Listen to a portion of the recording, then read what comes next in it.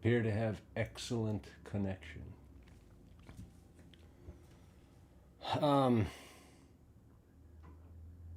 Okie doke. What's next?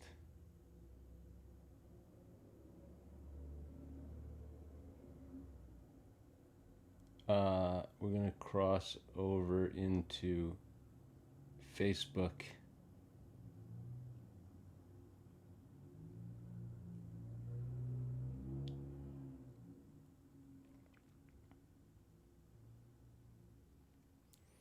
And then move it over to portrait painters. All right. All engines running.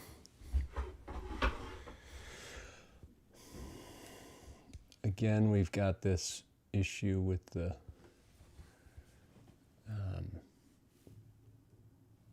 sunshine coming through.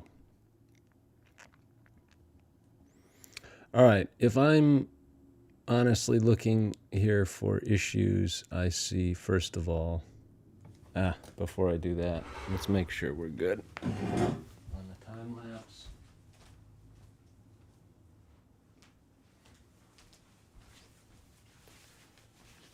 All right, time lapse is good.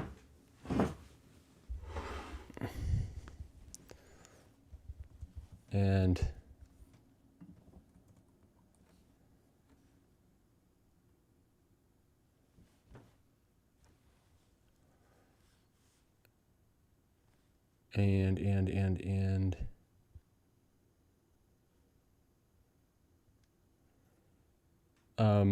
all right, we got some kitty cat stuff to work on again.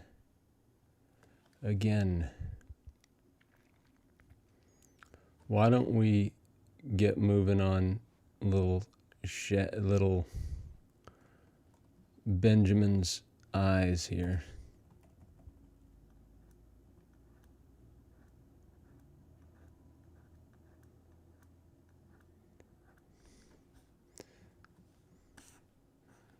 Because I think we do want that kind of connection there with the viewer.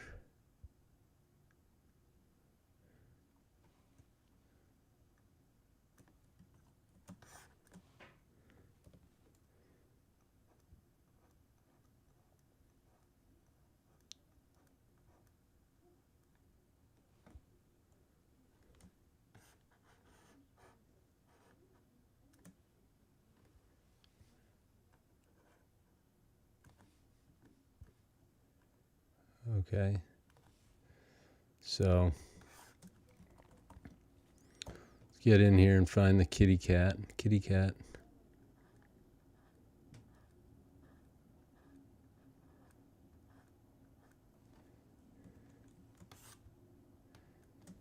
Oh yeah, that's interesting.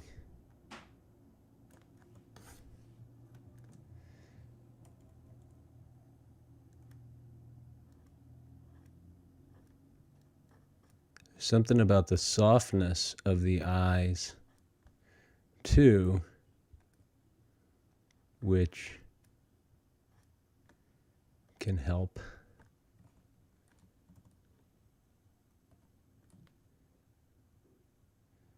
Softening those eyes a little bit. Maybe they're too soft now. But next move is going to be the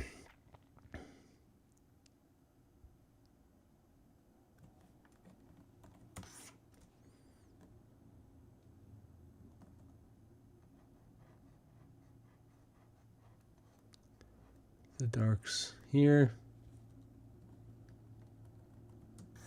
We almost have to do another layer here, actually. Well, we'll do those accents at the end, so you'll see how that works. That's pretty fun, actually. If you ask me.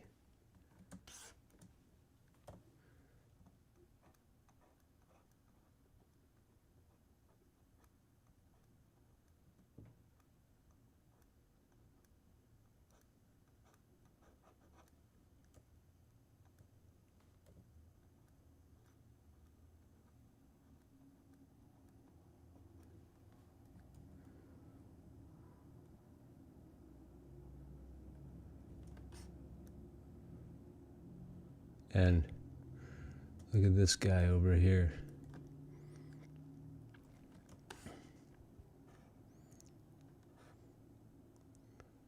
Well, there he is. Again, I think we do need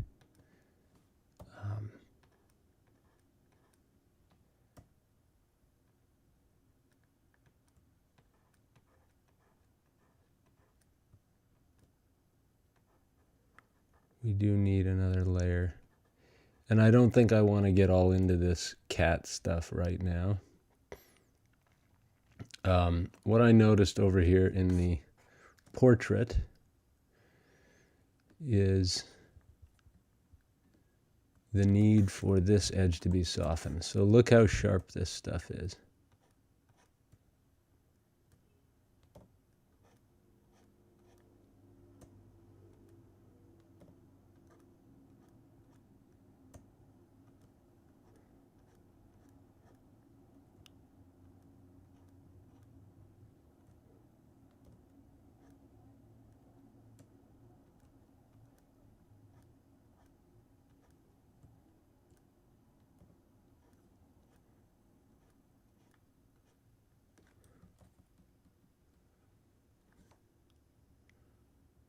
Go.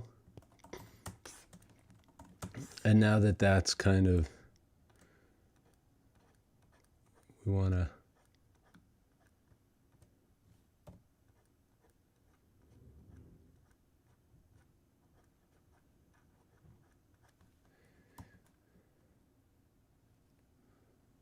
we're really going to have to get in and clean some of that stuff up.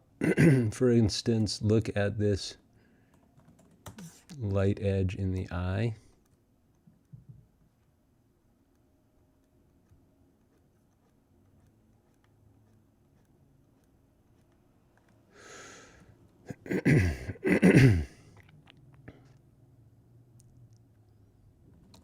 And over here,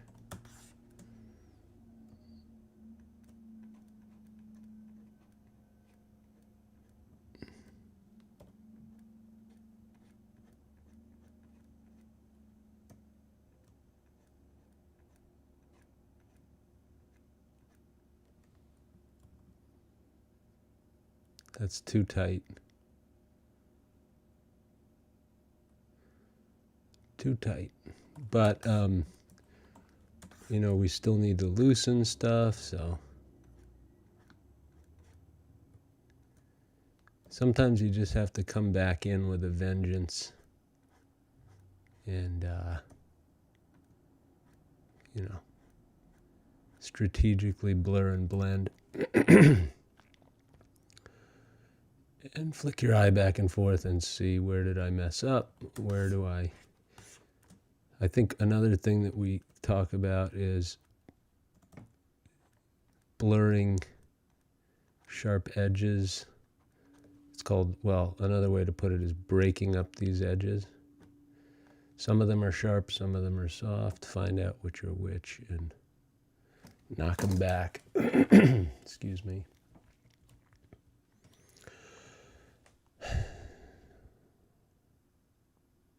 And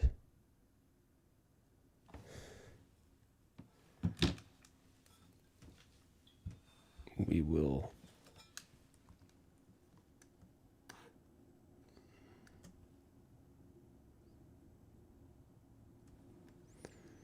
there's another shadow area in the hair.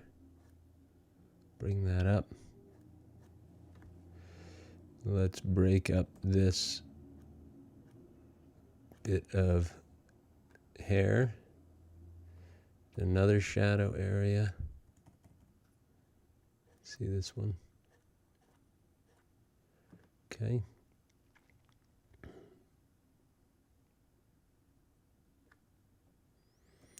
Oh my.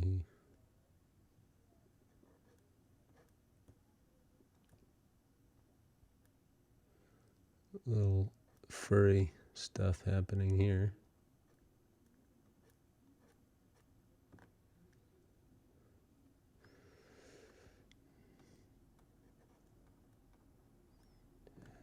And It's a little bit of a two-edged sword here. Like, you want to blur these edges, but the more you blur, the more sort of realistic it becomes. And that's not always a good thing. And we talk about this all day long. Hang on. So,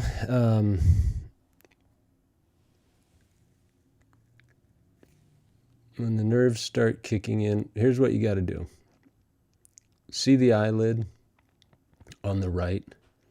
I've got a super sharp edge there. So we know that it blurs. See how sharp this is? Like, first of all, there's canvas popping through, which we don't need.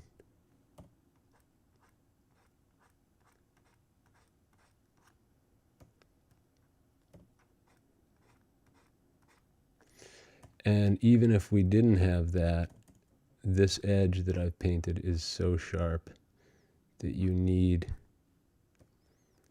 to blur it. Basically,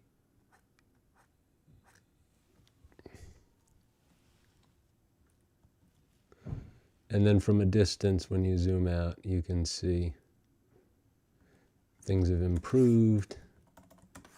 You can start to see, okay, well, if the eye on the right is melting down and across better, it's going to be better. So we take this, we take our clean edge, clean up.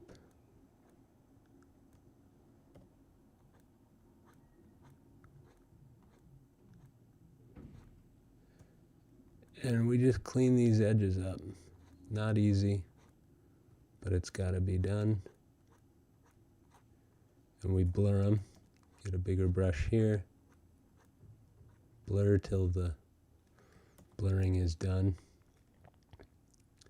That's better, but then we lose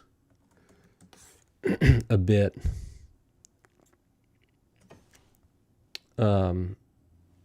We end up losing. What do we lose? I don't know. We lose the shadow edge here. We kind of want this to come back through here more.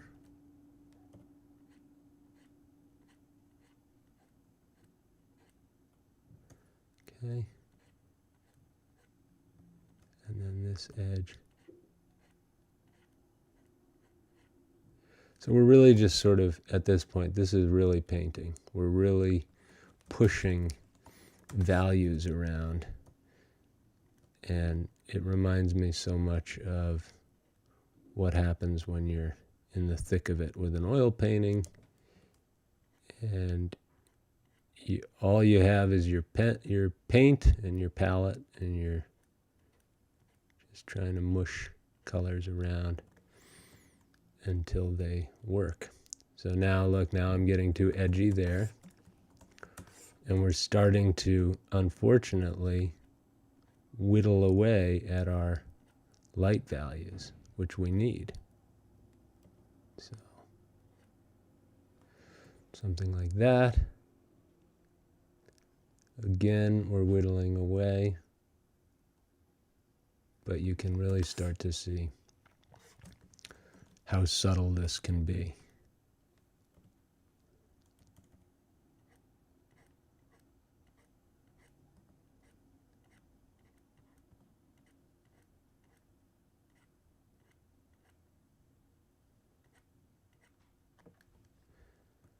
And the eye here.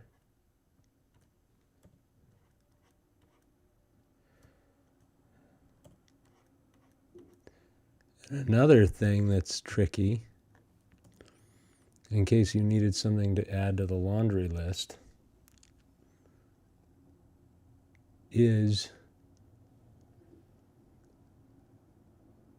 it never ends. You could keep refining. And I could say to myself, well, it was better before I started doing all that. But what are you going to do? You can't go back in time. I mean, yes, you can digitally, but once you saw what happened to me when I lost my time lapse, you have a little meltdown and you don't really want to do everything again. Okay. So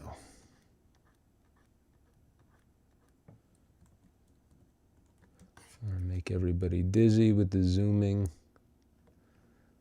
looming.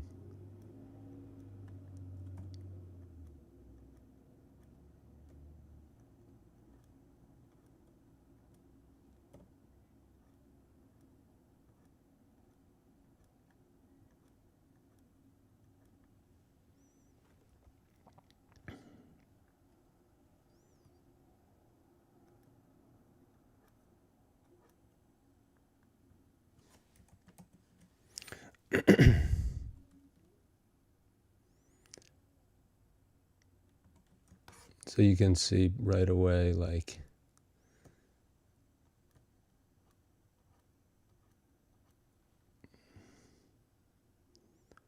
we got to have sharper eyes.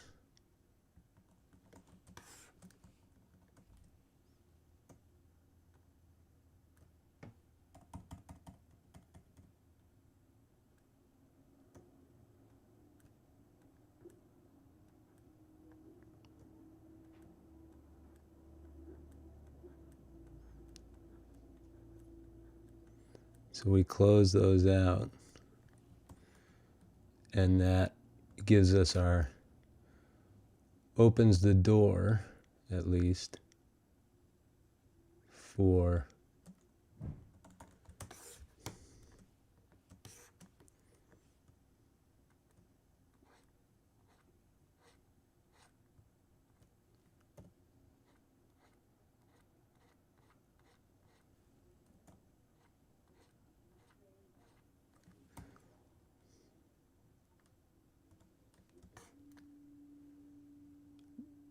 darker darks in the eyes. And then you can see right in here, I don't know if it's going to be particularly obvious, but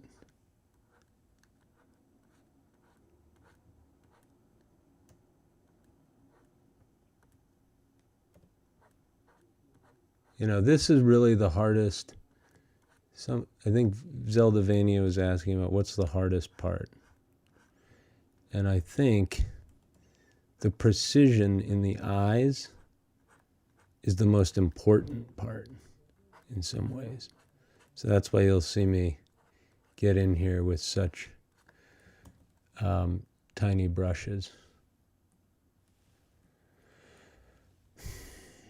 Now, I've noticed that the nose, particularly on the right, is appearing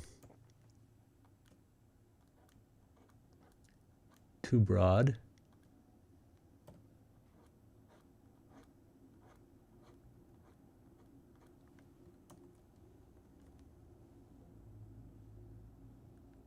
And if we get in here, we should clean that up a bit.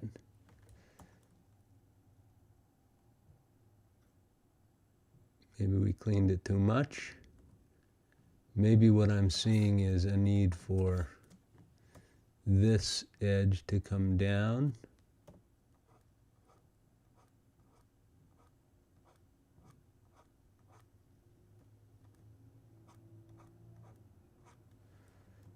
And that'll give us a bit more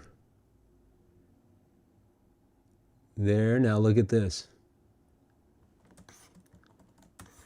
This edge, way too sharp. So how do we soften it? You get your highlight, you bring it through. Okay? See if that melts it away too much or too little. You step back and take a look.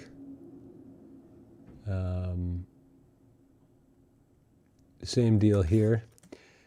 This is one of the harder parts of painting for me, is the way the light is floating across the forehead. So in a sense, this is all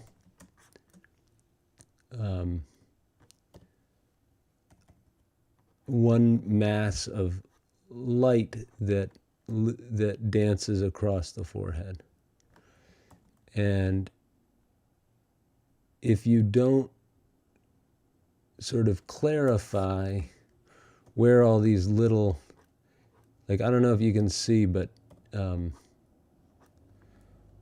if you zoom out and you look, there's kind of continents of halftone here and continents of light here, especially when you're working on a cheap viewers on smmboor.ru. No offense, but can't do it today. I can't handle any more viewers. Let's see. Possible ban.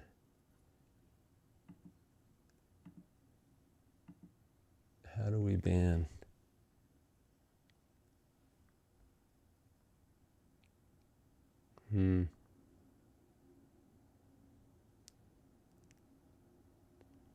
Weightless whom, right? Ban. Message deleted. Okay. So what was I saying? There's these little continents of highlight and so forth.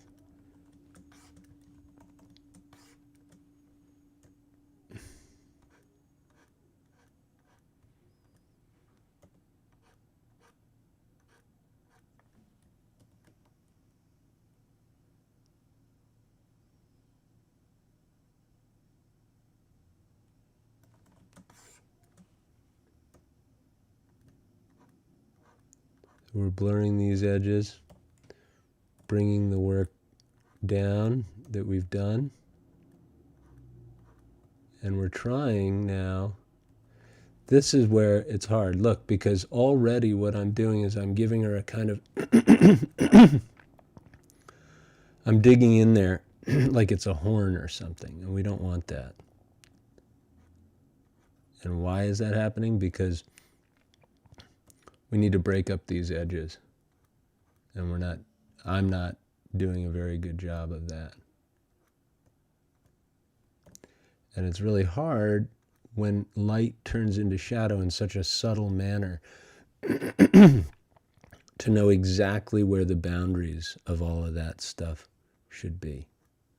So like, see, very subtly break those edges. You're just sort of fluffing with paint, fluffing it up. Okay. And even more sort of horns. We don't want those horns on her head. It's really hard.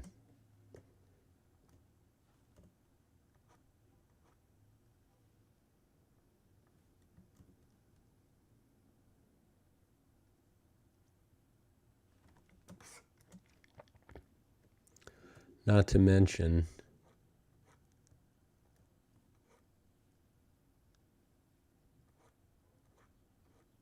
well, I'm not going to mention it, but there's lots of things to be done. So,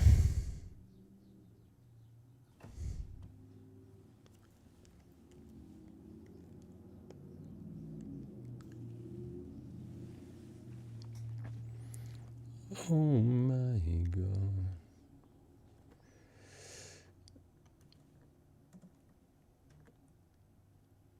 where was I? Nose on the right.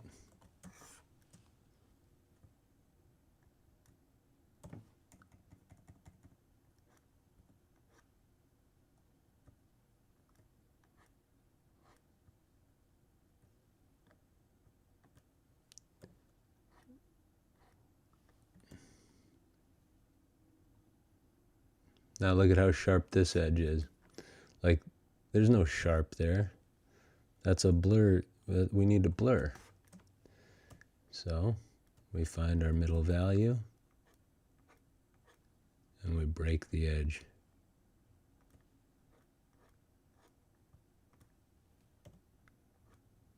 Find a middle value, break down the edge. Find a middle value.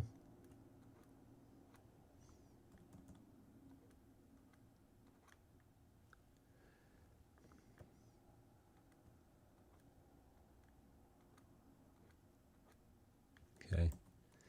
And the more you break those edges down, the more you may begin to see more edges that need to be broken down. So, for instance, what about this one?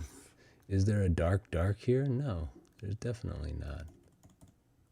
Why do I have it there? Because we needed something to hold the place until we could have the bandwidth and the, really just the time. Like, look, all of this stuff, now that we are in it, needs to be addressed. There's no sharp edges. If there were sharp edges, they've been photoshopped out long before it came to us.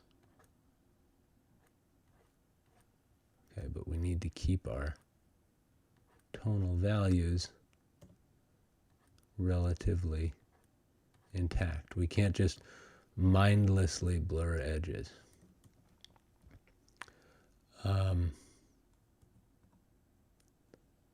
Okay? We can, but it's not going to end well for us. Okay, so.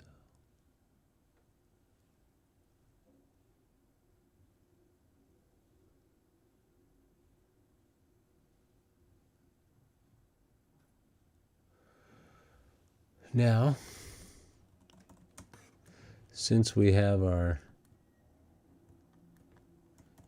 teeth in play, we can blur those up. Again,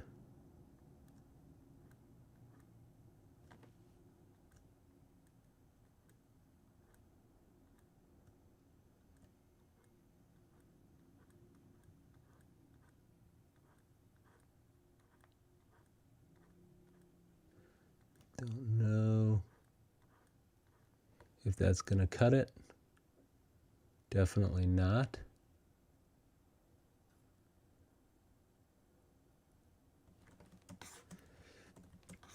And what happens is you start to lose these valuable edges that you need, and you might not want to. You might need to get back in here and say, gall dang it, I wanted that edge. But it is also a bit of the old happy accident phenomenon where, you're not going to get it perfect, and it's the accidents that make it interesting, I hope. So,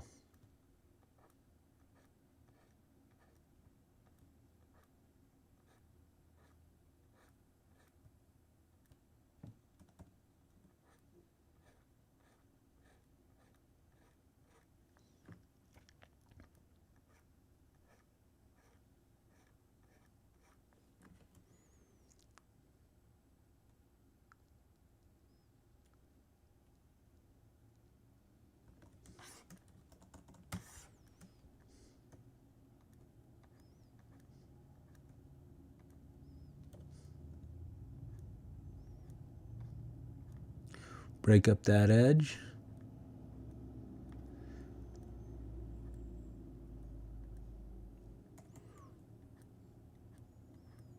Break it up. Shake it off like a Taylor Swift hit single. Now, another thing I noticed this morning was look at the darks. So I kind of like what I've done by accident. I like my happy accident up here, but I don't think we're allowed to get away with this. It's too messy and not in a good way. So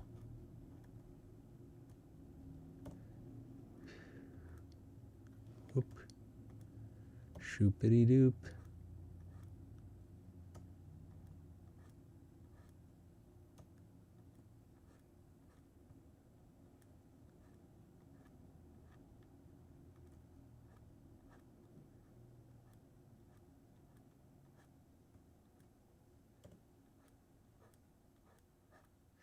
Don't know what's going to happen with that, but we can check it out later. It's looking pretty good. You know, at this point, you're just kind of mushing paint around, trying to do your best. So with that said, let's find out where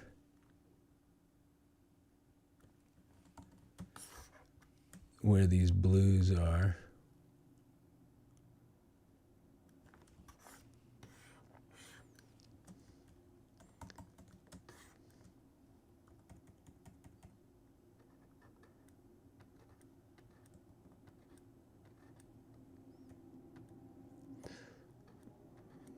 And we're going to try to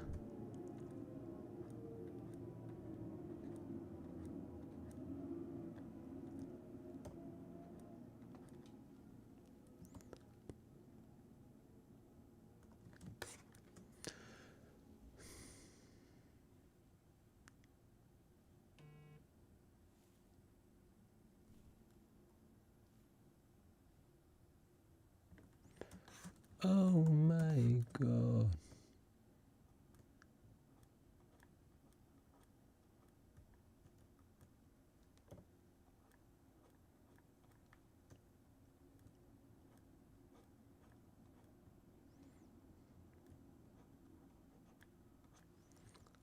Right? Zoom out. Try to get both eyes in the frame at once and flick your eye back and forth and say, how did we do there? Okay or not so good? Do we need a highlight here under the eyelid? Probably. Does it need to be that light? No. Are we now walking on eggshells trying to keep it from becoming a problem? Yes, that's always how it is. So we pin it down.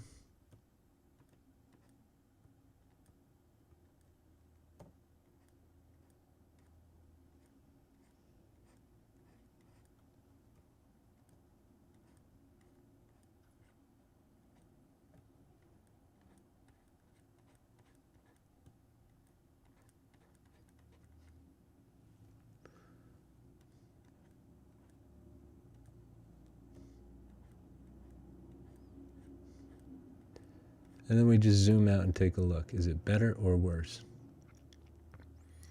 Little better, little worse. It's always never a simple answer. And we'll get into the nostril here because, again, this is a place of a lot of crucial information.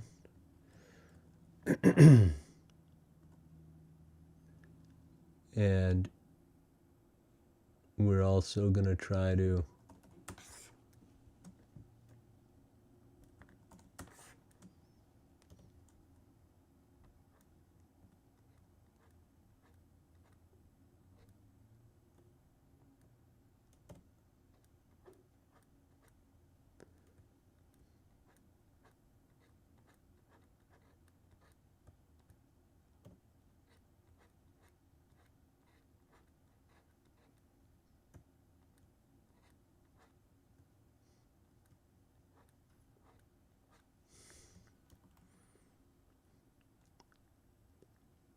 subtle.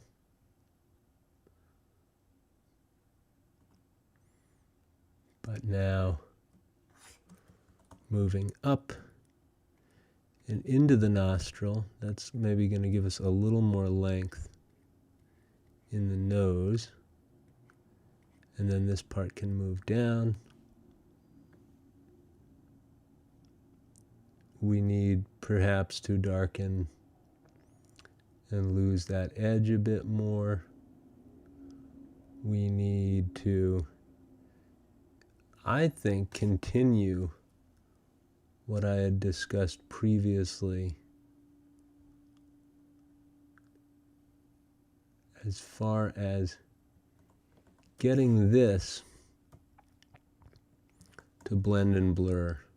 So, yes, it kind of blends out this way, but exactly where and how.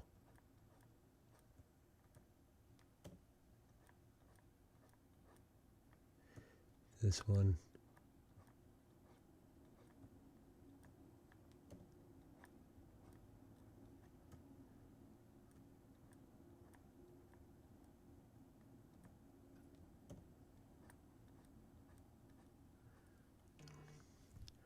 Tricky business.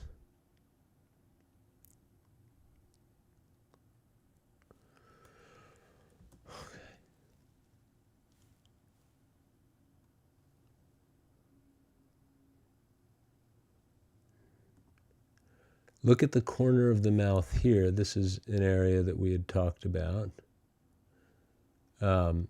First of all, you want to get rid of this canvas if you can. And then come on over here and melt that away. And like, yeah, okay, what do we actually got here? We got some speckles.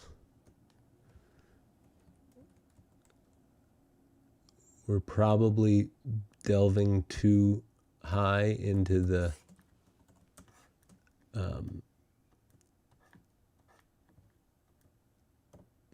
whatever. We're getting too high up into the cheekbone here. We need to blur all this stuff down appropriately.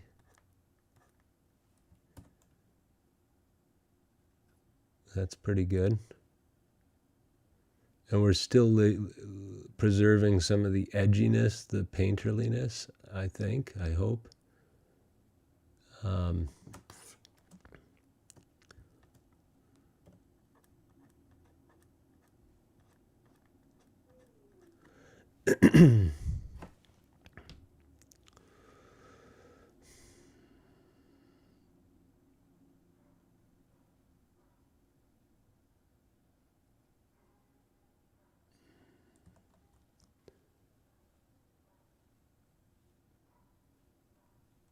Now it's red.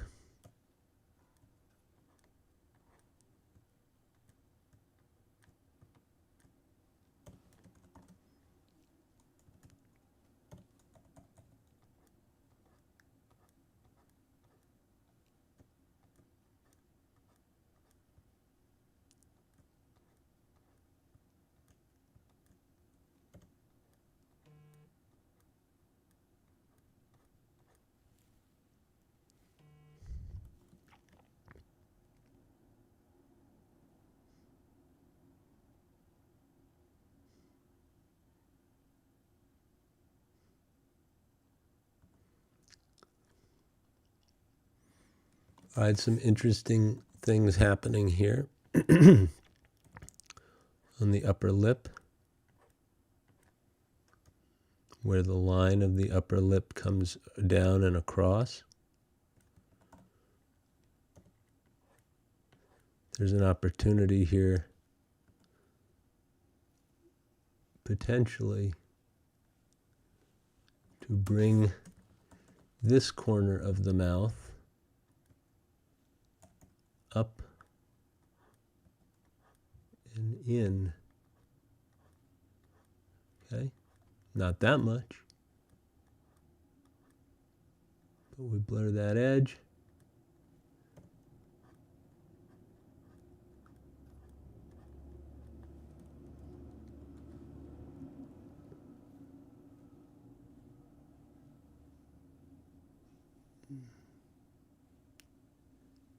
We got to blur this edge.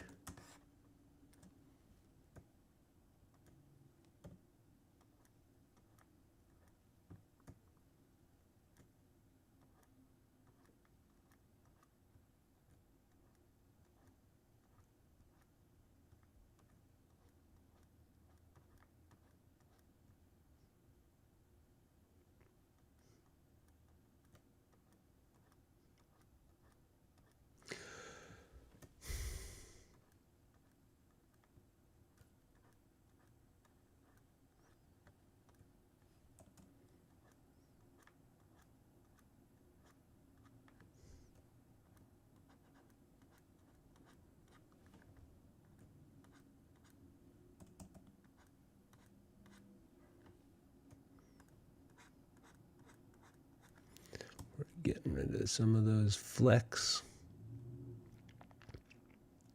And now we got to still blur this. Look. How do we blur this? How do I blur without you?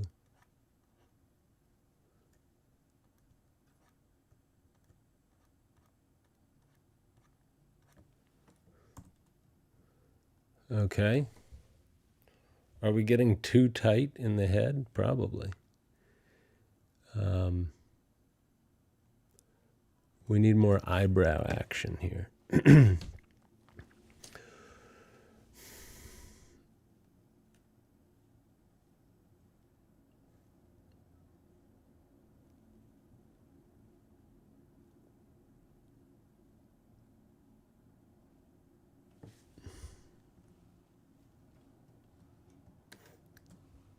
And we need more of this kind of action.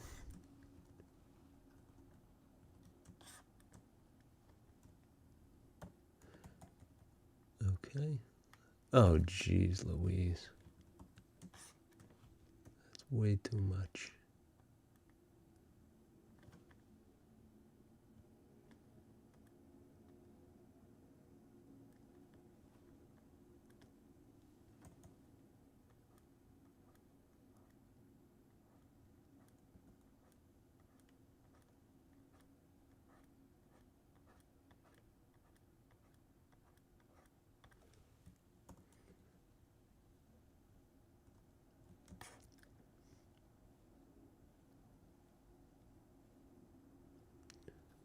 Flip your eye back and forth between the subject and the painting. And then we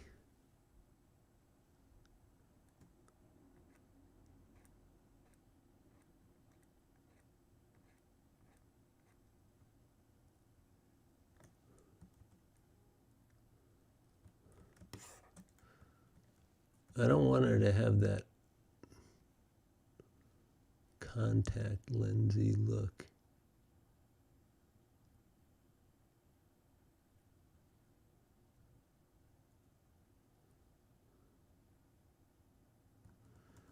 All right, a little bit of this. Ain't gonna hurt. Bring this down.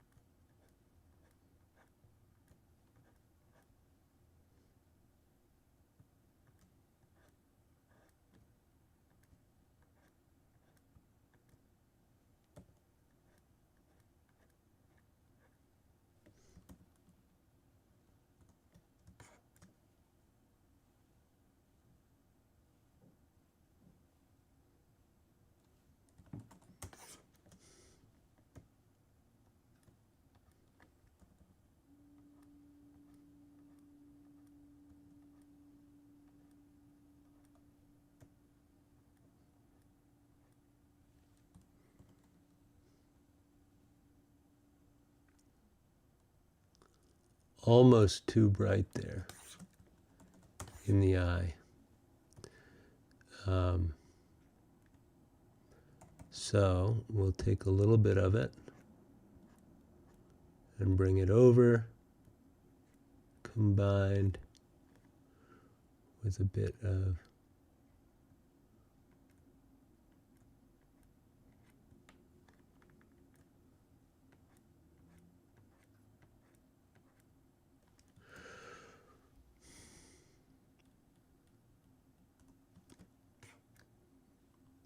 the shadow coming. And then we're going to just move this stuff over. There's more Williamsport VA Clinic.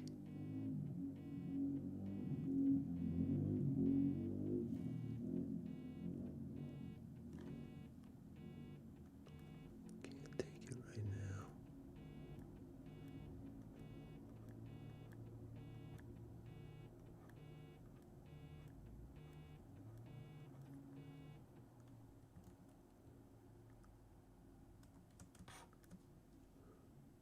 now. Forget that.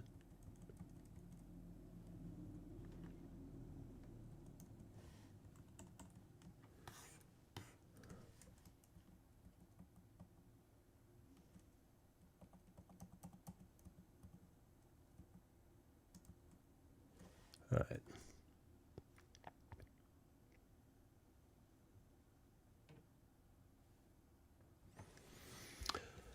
Give me a moment here.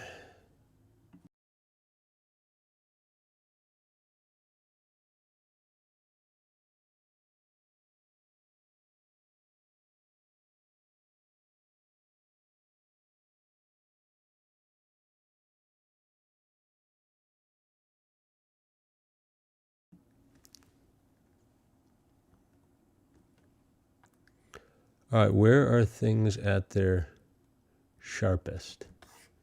So look here. This kind of nonsense, we need to soften it up. So how? You get your middle value, something around there, and then you break it. Break up that edge. Break it up. Nope, that's too much.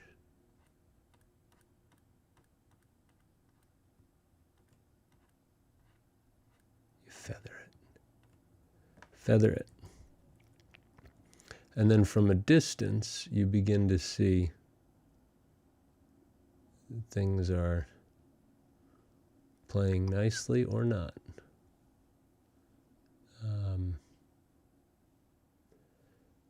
And if you haven't figured out that that's the game by now, that's all there is to it. Is you're zooming in and out,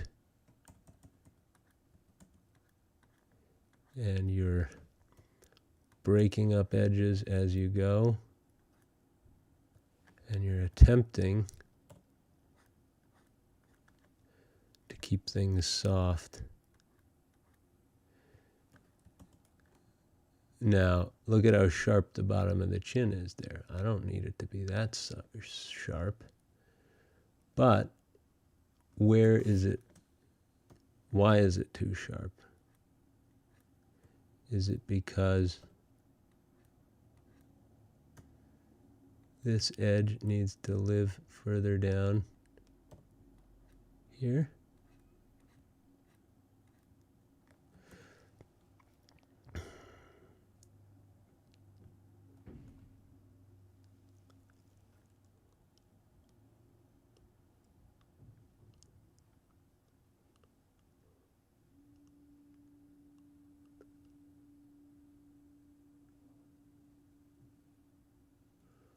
Dun, dun, dun, dun, dun, dun.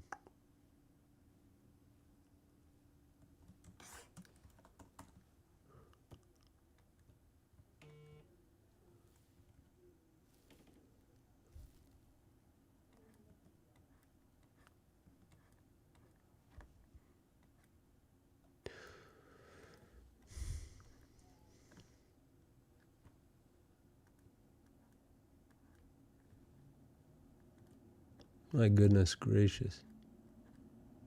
Lots of edges that I left here. Unsolved mysteries.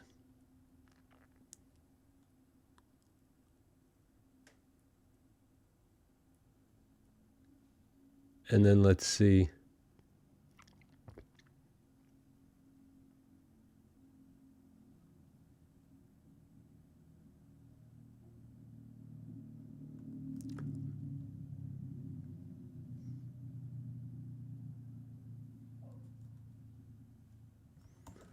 How how and why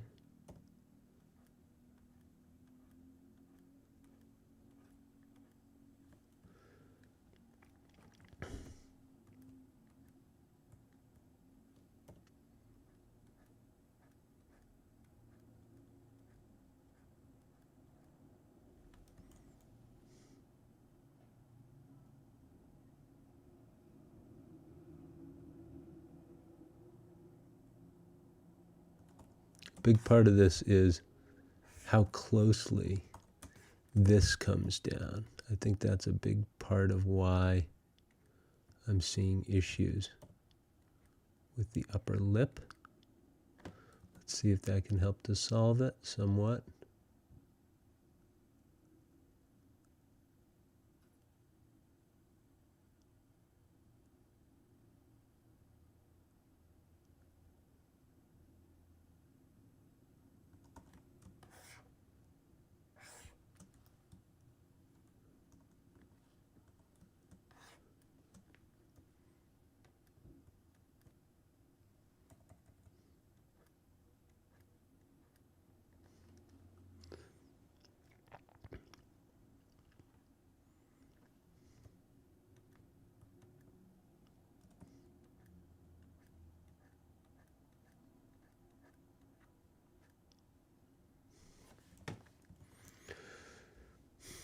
Oh my God.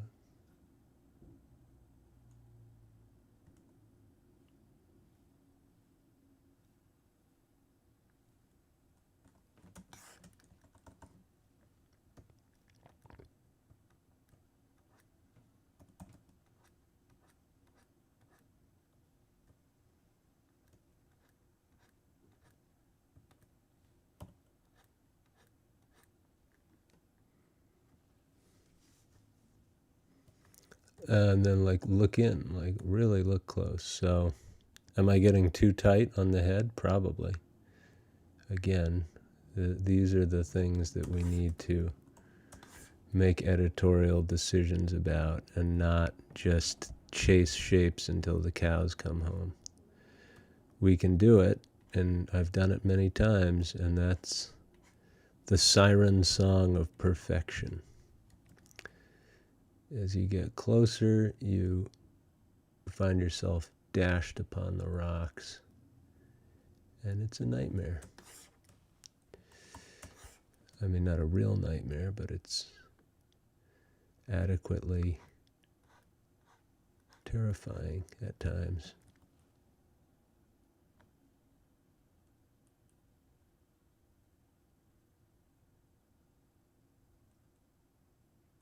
Okay. Now what's happening here is we have a giant glaze opportunity here, and I don't think we're going to be able to do it without losing this edge. But we can try.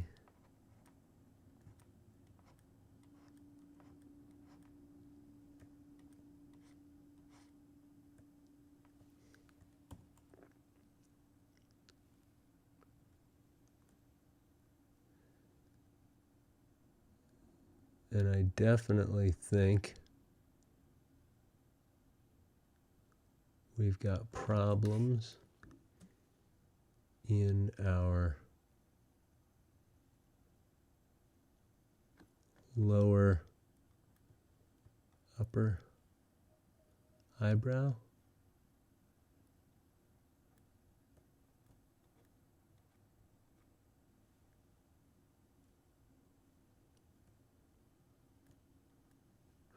Lower upper eyebrow.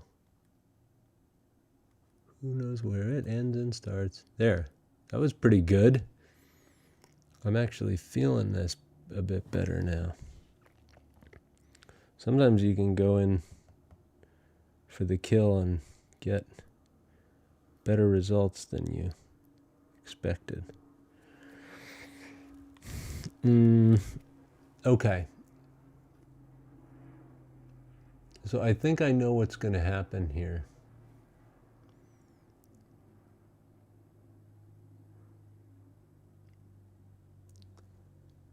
First of all, this is a little too distracting. This is the kind of thing I would pull again in an oil painting situation.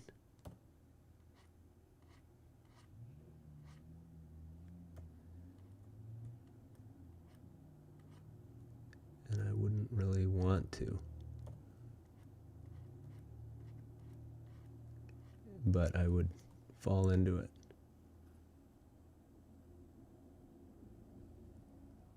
See? We need to glaze.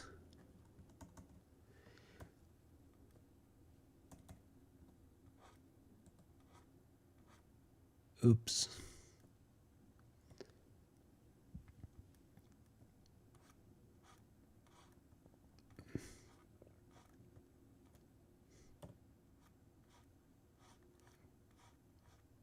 We're not going to glaze, we're going to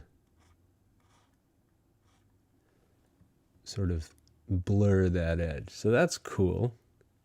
I like that. It's a little dark, a little spooky, edgy. And then this needs to blur up and across.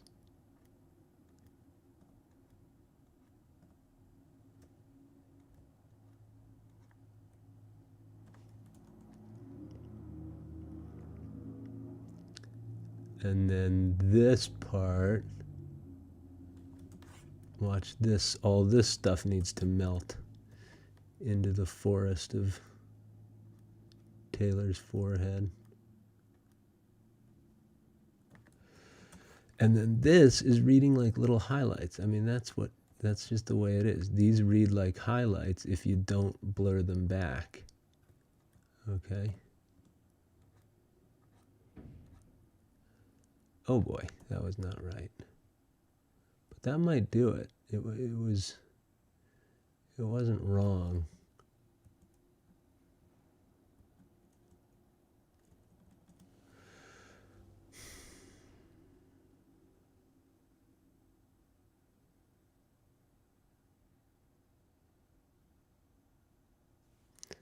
I'm going to drag and draw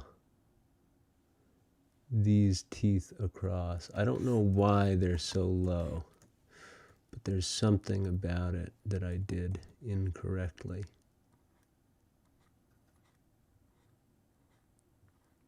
Okay.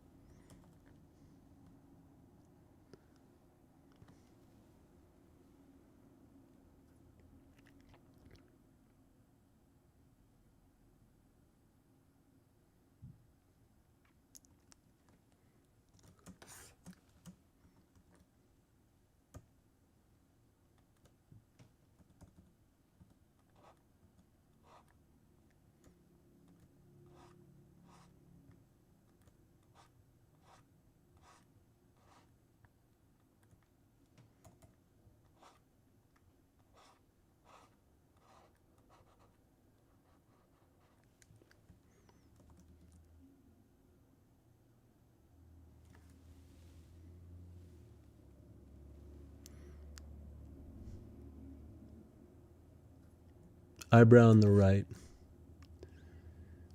Big sticking point here. And then, of course, here.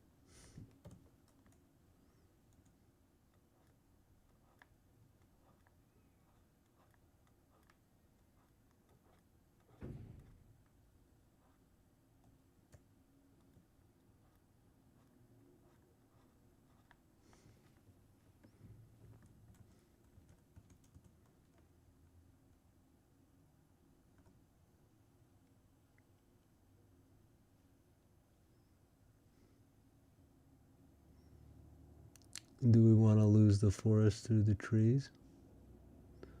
No, we don't. But sometimes there's that threat, and we have to be aware of it. So, to avoid that,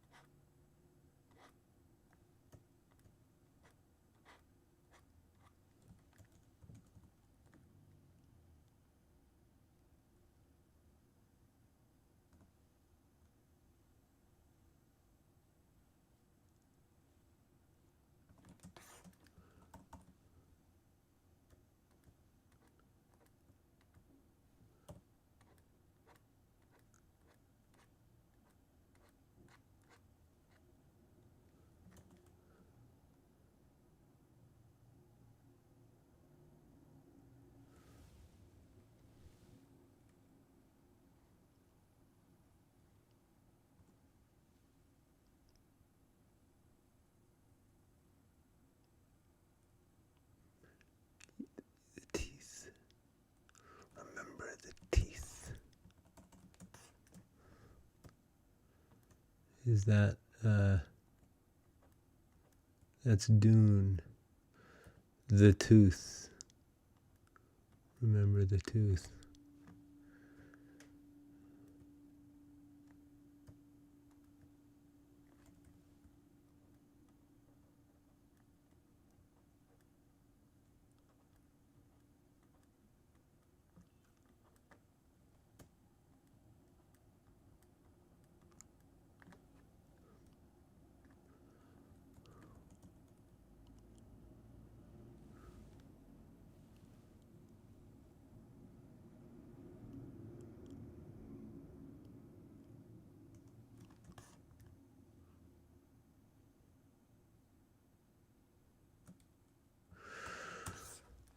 Let's get in here and start knocking this around.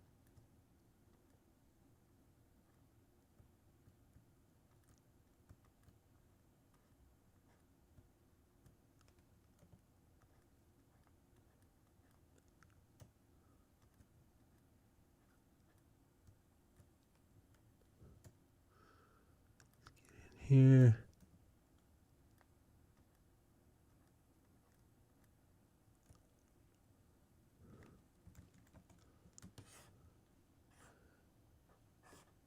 Is this Kate Moss or is this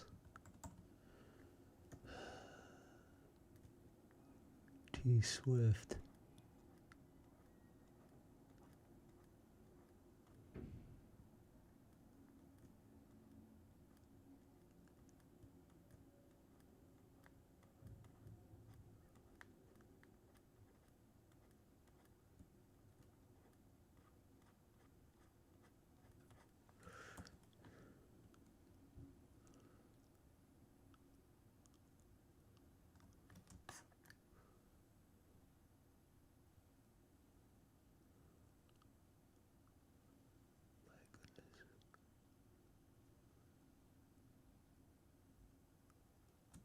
Gosh, this is the hard part.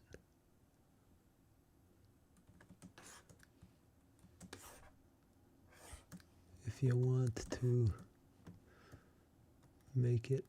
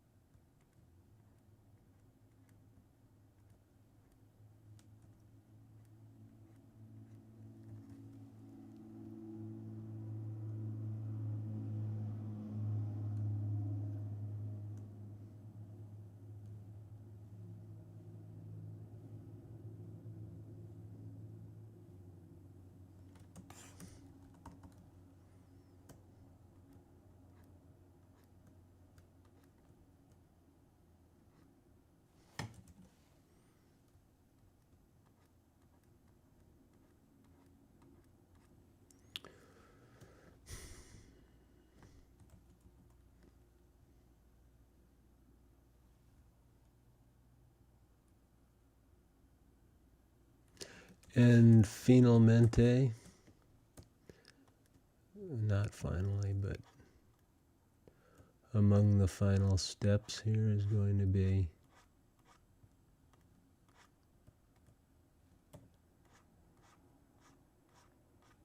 blurring this edge down.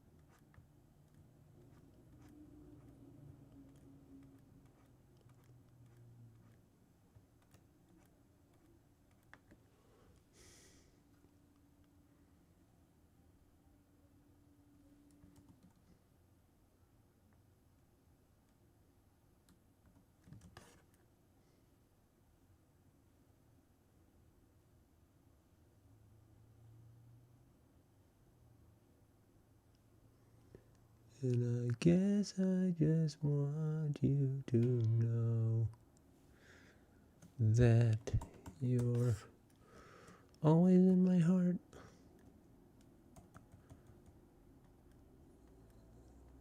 If you're not familiar with the Super Kitties television program, study up.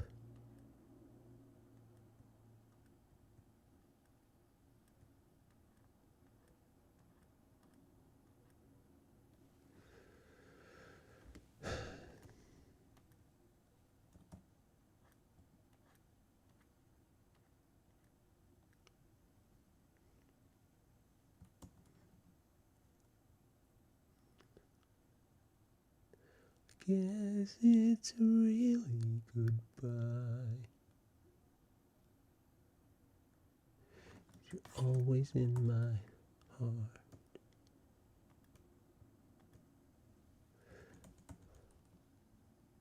Yeah, okay, there we go. Figured it out. Figuring out.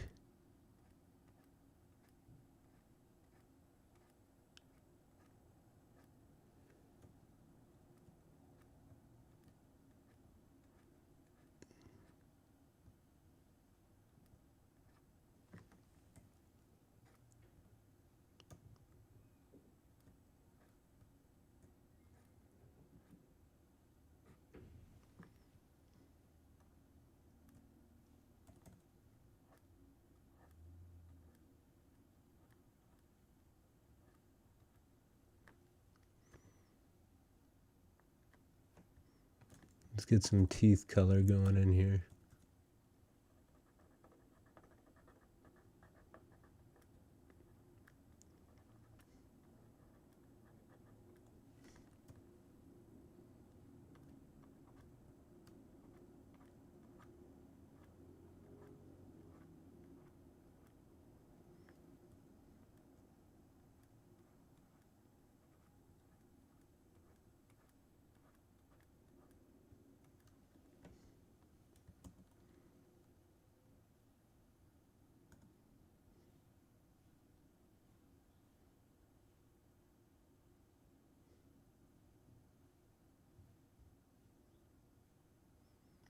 This is why we don't paint teeth.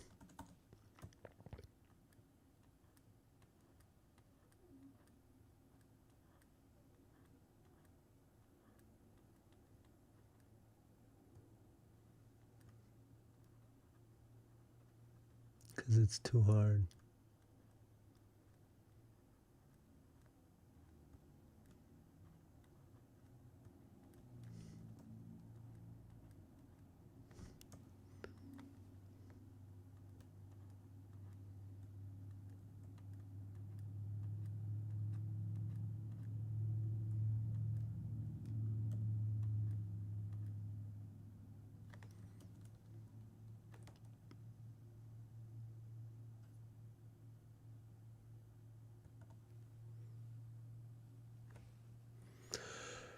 Holy moly.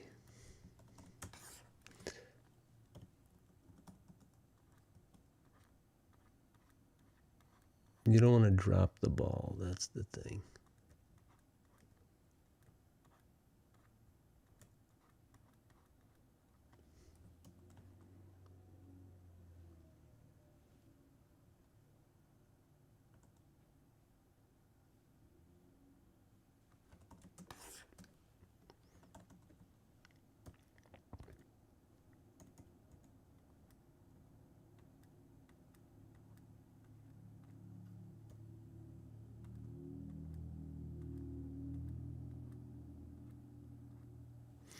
Now I'm just like drawing the mouth too much.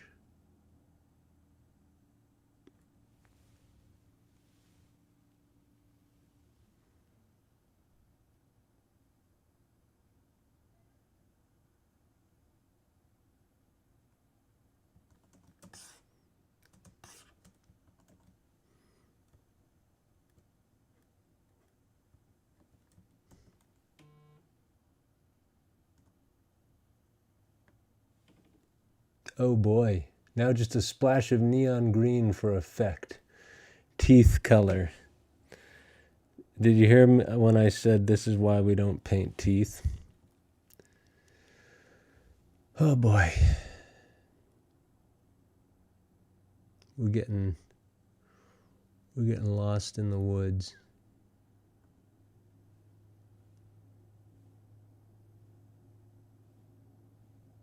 How's it going with you?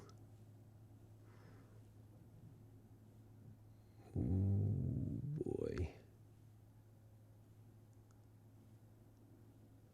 Flick your eye back and forth and see what we can see. So for one thing, I think unfortunately the mouth is just always going to be a pain in the neck.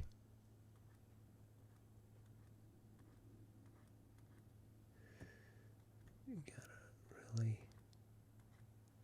That's why I should always do it out of the gate. Pay attention to it, because nobody wants to deal with this when it's the 11th hour.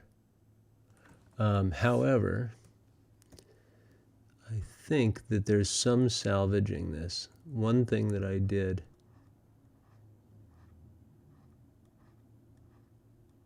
is actually going to help.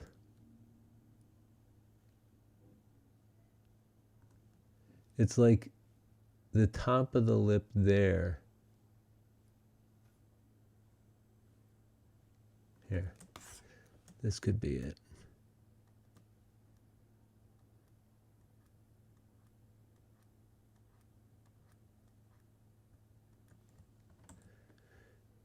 It's tough, man. You got to get in here and take a look closely. So there's a sharp accent here that we definitely need.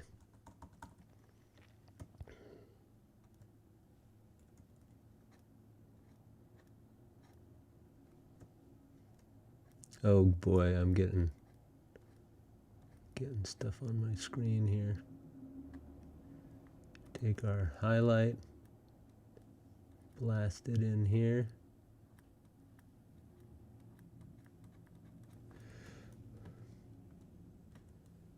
No.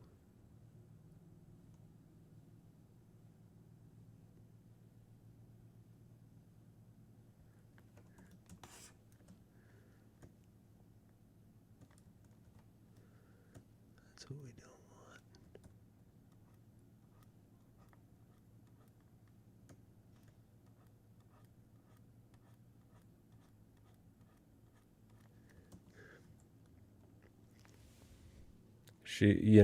I'm just overdeveloping, and that's just what happens. Like, if you get sucked in too deep,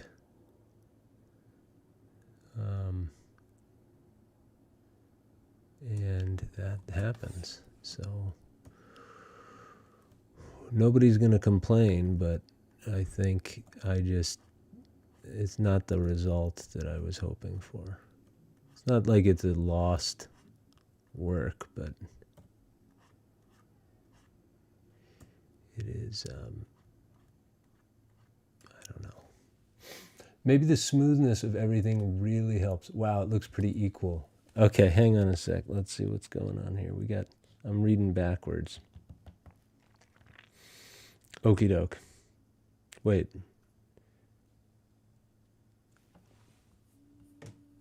Okay. Her look is so clean, I'm imagining her splashed with mud, teeth color. Wow, it looks pretty equal. Maybe the smoothness of everything really helps. So, yeah, it's looking okay. I smoothed everything out in the head. And the biggest problem is just going to be now my own,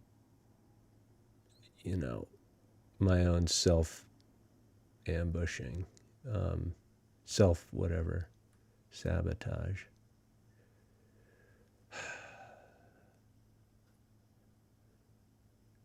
And the more you say, oh, I can just fix this one little thing, and then it's like nails on a chalkboard the next thing you know.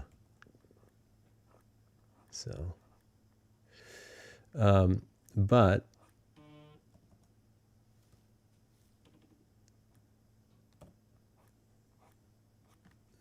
thanks for stopping in and saying hi. I think what we're going to do today is, before long, I'm going to pull the plug, because the last thing we want to do is have this be,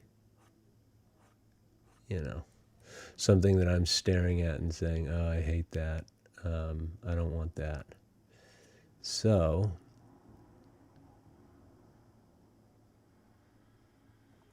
the last little bit here,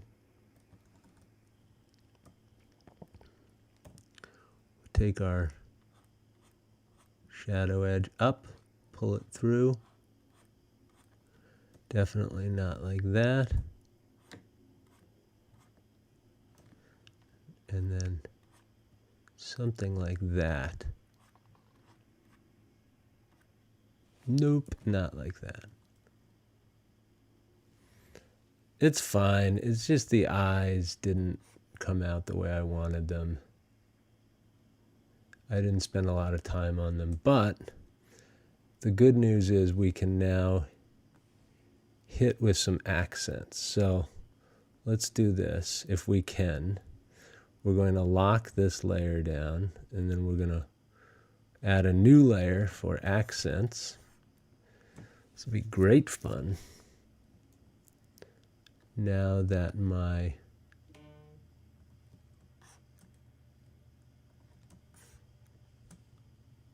look at this curly Q I. It kind of comes popping up here, and we didn't have that before. So we'll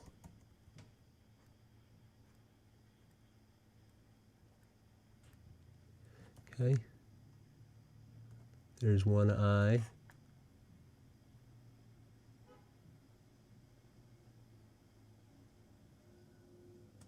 And then here's another opportunity.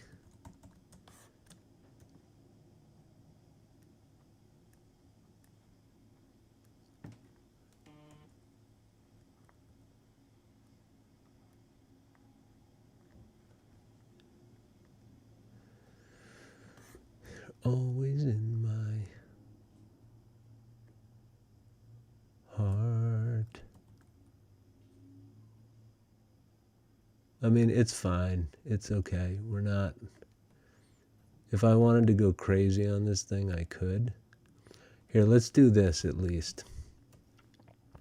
Watch this.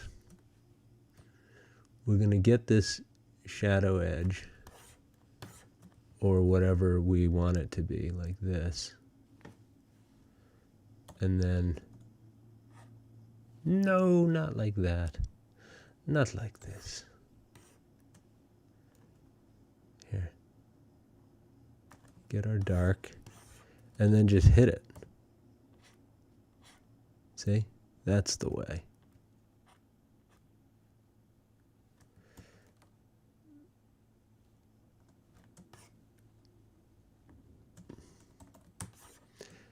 So we take this, we grab our,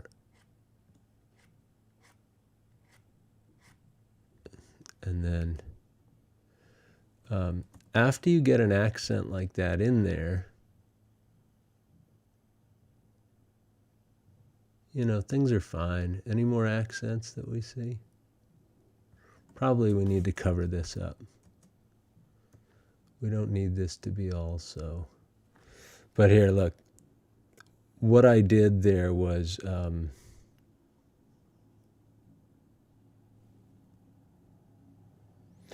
I'll show you what I work on. I have this pen and I have this thing.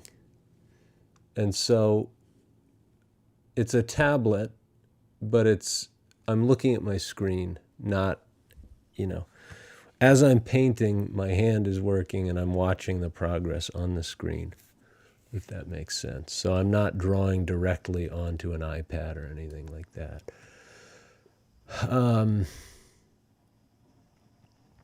Okay. I like this. I mean, what's going to happen if we call it? Is it going to be the end of the world? No. Will the kitty cat be mad? No. Can we move on to the next one? I hope so. I feel good about this. The only thing that I noticed that I'd like to edit somewhat is, and my light's coming down, so hold on. I'm asking for it here, but I'm going to merge these layers.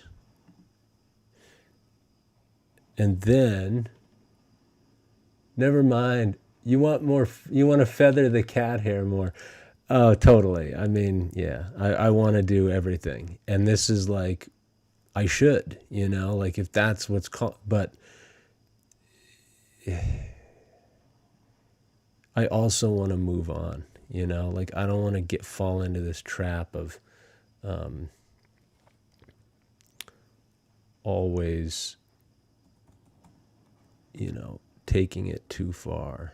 And that's, I mean, some painters, like my teacher is somebody who's been working on the same painting for decades. And like, he has it in his studio, and it's just kind of like, that's his religion, like, and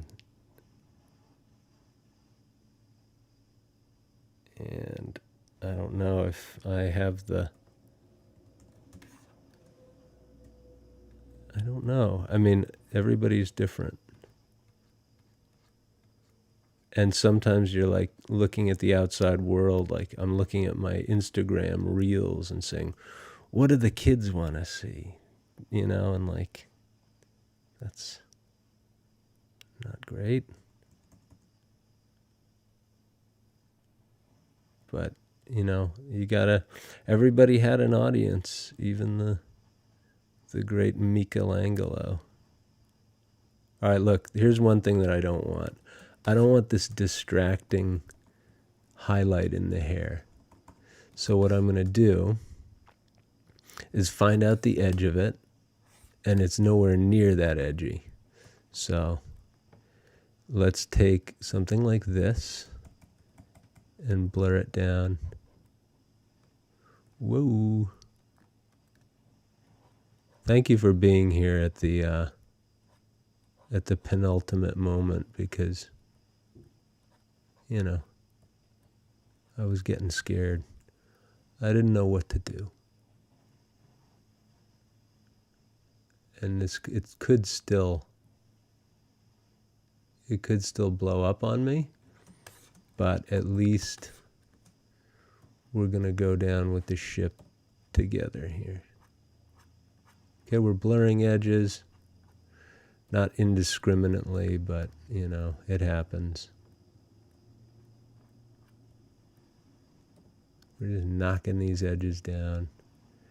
We're knocking this one down.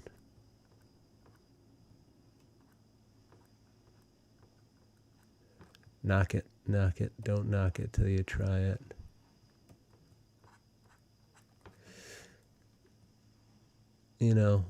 That's fine.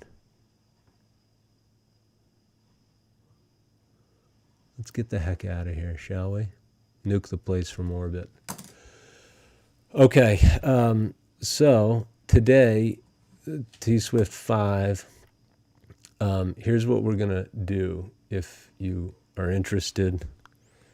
We're going to use the last moment here to we're gonna. All right, I'm not gonna look at the forehead. We can discuss what's wrong still. I mean, there's a lot wrong. If you're a master spot the difference player, which I like to think I am, but I too get tricked, and sometimes I'm just like, it's a painting, it's not a spot the difference. You're going to find a lot of problems, but I'm not going to look too deeply into them. I'm going to just leave things the way they are, as much as it's scary and as much as I think that,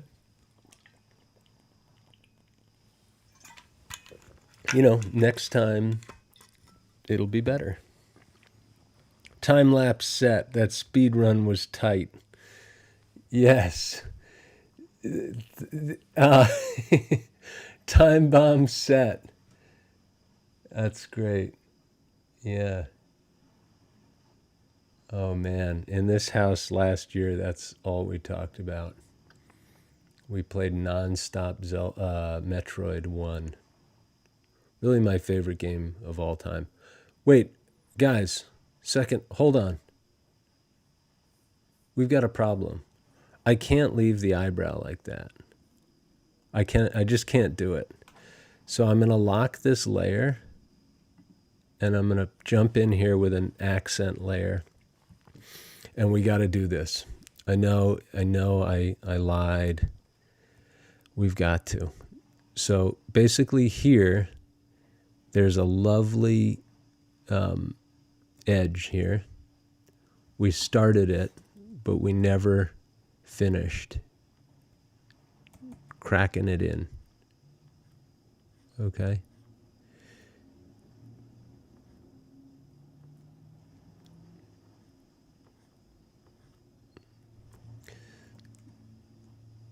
Yeah.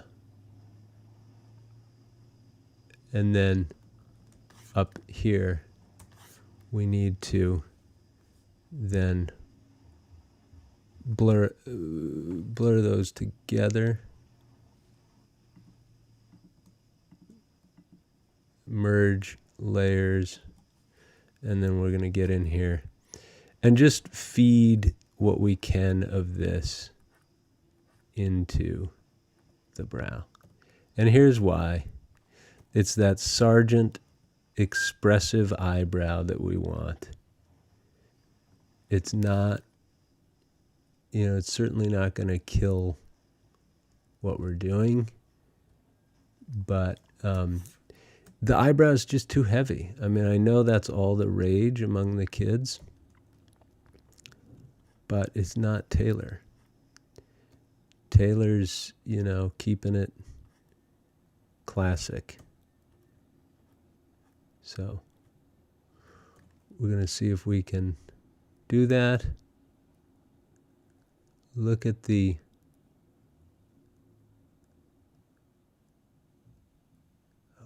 guys. Don't say I didn't warn you. Sometimes it's like dun dun, like you're trying to get up that escape shaft. It's like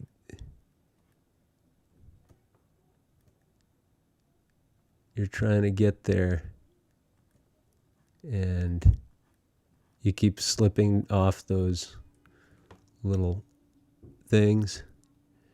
And it's like, what's the song?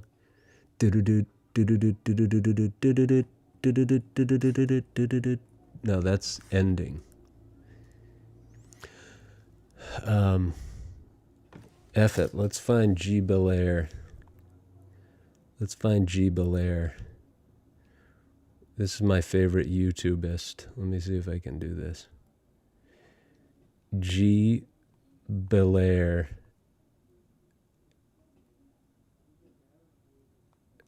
Escape. Here we go. This is the one. What are you doing? Everyone knows that stupid game. Oh, come on. You want to really stress yourself out.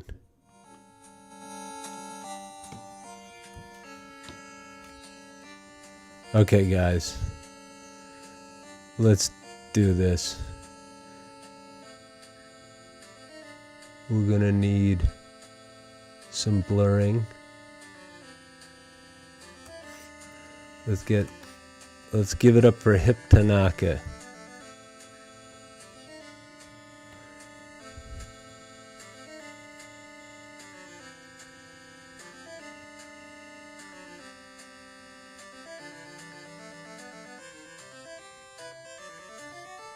And you're like flipping back and forth.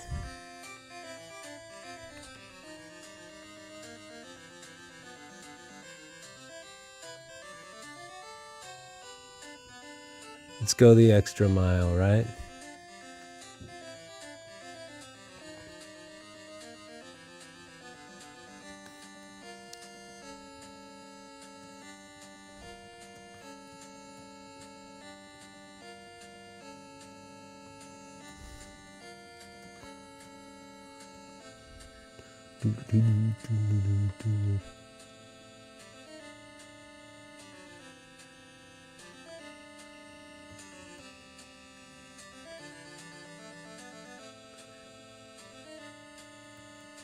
All right, I'm getting light ricocheting off my computer screen right now, and it's not helping one bit, but we need to kill this too. Nuke the place from orbit.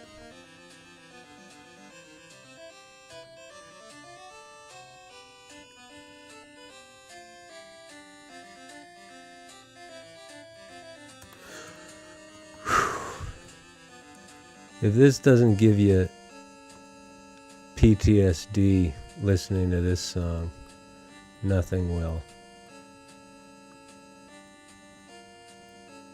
And then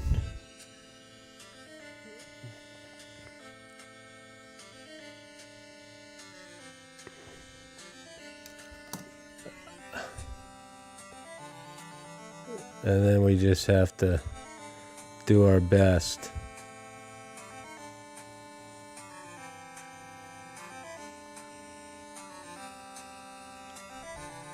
Okay.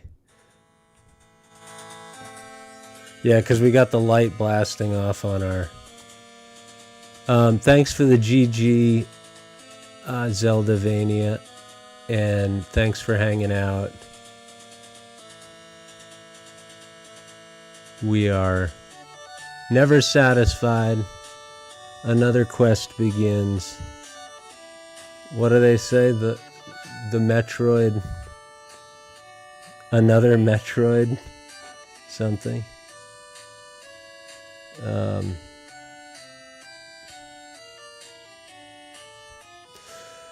Oh, dude. Not feeling good about some of the things here. But we gotta try our best. You know. And we give it a good shot.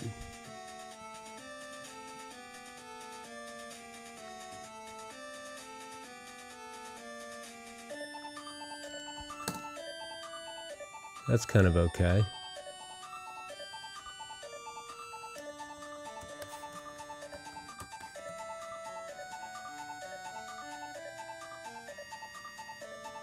Best bass line of all time in Nintendo music. Right here. It's too bad we don't have that bass kicked up, but it just gives you the chills. Gives you the shivers to hear it. Did we paint the ear? No. We didn't get there yet.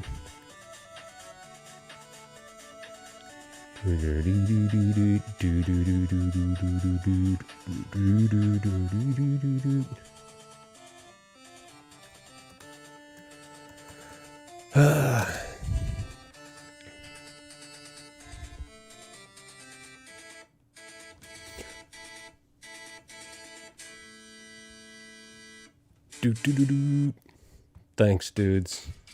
True work is the most technical workwear in the world. I think that's gonna be it. You know, we had to fluff the eyebrows a little bit, and then let's do a final T Swift, and then we'll kill the time-lapse camera. Oh, thank you, Cinnabon Boy. How you doing? Thanks for the link emote too, and Sonic. We got the crew. This was a tough one, I have to say, and it's gonna be with me. It's gonna be haunting my dreams. But on to another PB, right? So today, while we have some time left, what I'm going to do is a couple of things. We'll do a little behind the scenes, and we will grab our T Swift screen recordings. Here's our new one, and here's today, right? So you can't even see what's happening until, see that, the ending bit there. It really comes a long way in the end. And this is where we need to know whether or not we're doing it right. You know, we need to make sure the order of operations on the time lapse is correct. So I feel good about that. Seeing it like that. And then what we'll do is we'll take our time-lapse video and open it with Handbrake. And we will knock this one out of the park here with, we'll make an MP4 out of it. And then once that's in play, we can find our Premiere Pro software.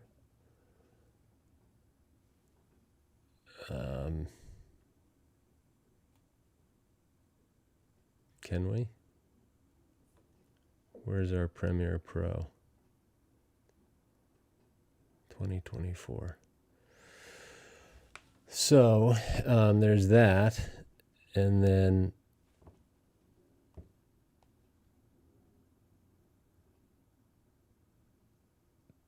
I think maybe while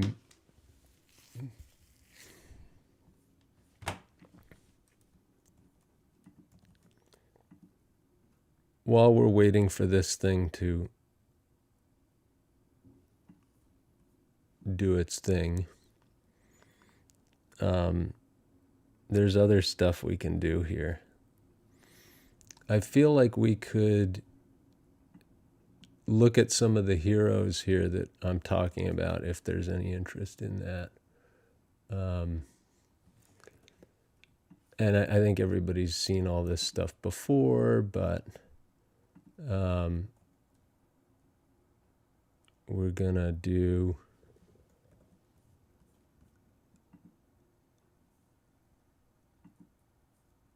this little guy here, Diego Velasquez. Okay, that's crazy, but look at this. The first image is this dude's copy of a Velasquez painting. Not good, folks. That tells you, get your ass on DeviantArt. Here's a self-portrait. But the one that I want to show for its portrait of Wanda Pareja, take a look at this one.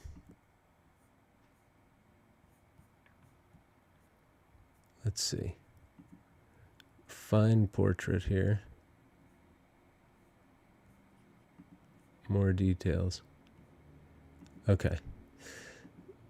So take a gander at this. Would you just... You can really see the way from a distance. I mean, we should just open this up in Photoshop. But look, from a distance, you get this really soft effect there. It's there. Nobody else can paint like that. And then look how he does it. We're going to get in real close here. There's the canvas coming through here. There's thick impastoed lead white for the highlights on the head.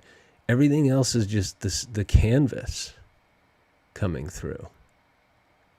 And then, like, look at the just the artistry of the brush strokes here. Look at that red slash. I mean, frankly, it just doesn't get better than this. And is he sitting there like I am, zooming in and comparing it to a photo? No. This is like the court chef. This is the king's cook, who's his friend. And he's like, Juan, can you sit for me today for a few hours? And he just, this comes out of the brush. It's insane. You know, they're just like buddies. And this is probably why this is the best, you know, in my opinion, this is the best painting he's ever done, is because it's casual. Look at the hairline here. The hairline blurs so well in here. And it's a lot like what we're doing. Look at the highlight in the eye here. It's just he takes a 000 brush, blasts it, sticks it on there, and then wiggle, and you're done. And then over here, this highlight is probably done the same way, and then see how it's a little more pink? I mean, all this stuff. There's not a single sharp edge. In my paintings, it's non-stop sharp edges all the time, and that's what I'm trying to get away from. I'm trying to get to a point where you can achieve that sharpness through perfectly placed blurred accents. And it's a whole different world from painting from a photograph. So anyway, there's that one. And then if you want to see what he does when he's young and he's paid to do it, Pope Innocent X, he's being paid to do this one. But it's like one of his early commissions. And so he could get away with it. And it's a terrible reproduction. But this is the Pope, and the Pope sees this thing and he's like, he didn't like it. He's like, it's too real. It looks too much like me, essentially. And he was not he was not pleased. But such an innovator to paint the Pope, get the papal commission, and then this is what you do with it. You make it this, like, just almost too mundane, too real, according to the subject. And then, all this stuff. Look at the brush work here. Just, he squeezes out these highlights with a bristle brush. Boom, boom. Who else do we have? I mean, it just goes on from here. And then you get, look, Velasquez as painting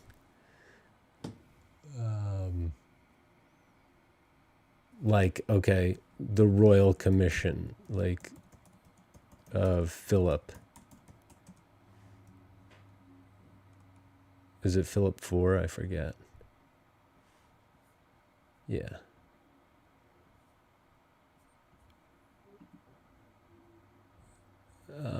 Where is it? Philip IV on horseback is what we're looking for. Philip IV on horseback. Velasquez.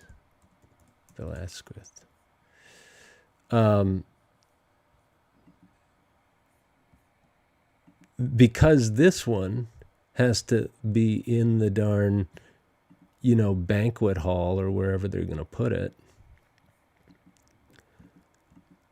Look at how tight it is. It's almost like I don't know. I don't know what to say. You can see that he's under pressure to make it perfect. And it's huge. I mean, the figure is life-size on this thing. And over here you can see that he probably extended the canvas because the horsey was too close to the edge. So you can sew together more canvas if you think you need a bigger space to work.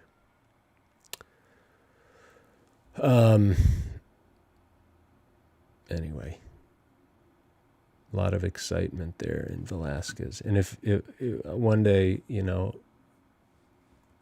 you can only really get this sort of effect. You can really only do this sort of thing if you're painting from life. And, you can see he's not painting the horse from life because the horse is awful. I mean, people love it, but is that what a horse's head looks like? No. He's just like,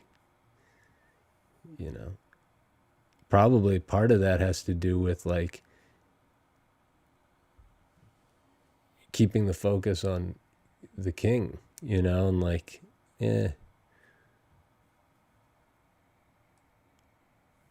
like, let's just,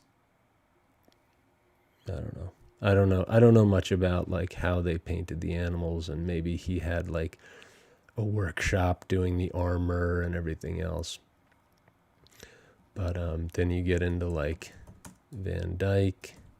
So many people talk about this portrait, Van der Geest. This is another painter, Anthony Van Dyck, who painted the Van der Geest. Cornelis Van der Geest was like an art collector in Flanders and just look at this. Or, sorry, Antwerp maybe. And this is a different style, but it's the same language. Not a single sharp edge anywhere to be seen. Everything's blurred to perfection, but blurred strategically and accurately. And then, except for, then he gets out these tiny little bristle brushes, these tiny little sable brushes, and flicks in these accents on the beard. You know, not something that we saw in the painting of Velázquez's cook buddy. But the story was that he used to walk around, Van der Geest was his buddy, and he was like trying to get him get him a ton of work. Oh, look at this, by the way. Look at the highlights in the eyes. I mean, look, when I'm doing my Taylor Swift painting, it's like, oh, I just sort of do that, and then, okay, leave a mark and move on. This guy has blurred perfectly this edge into this and into this, and I mean, I can't describe. You just look no further than to see like mastery of paint, you know. Look no further than Van Dyck here. But anyway, the story is that this thing was in a box. He built like a box with it, and Van der Geest was like a guy who sold a bunch of paintings to the nobility, and he would go around with this portrait of Van der Geest in the box, and that's how he like promoted himself. It was like, oh yeah, do you have an Instagram? Yeah, right here. Opens the box and shows them this head of this guy who they all know, and they're like, oh, Anthony, beautiful. Can you paint, you know, the brothers Van der Waal or whoever didn't have a portrait yet in Genoa, 17th century Genoa, Italy. And then from there, he got the commissions, the royal commissions in England. And he moved to England, and then he died at age something like 43 and painted King Charles V and his whole court. And all the paintings from those later years are not as attractive in my opinion, but I'll show you one more while we're looking here. Look at this.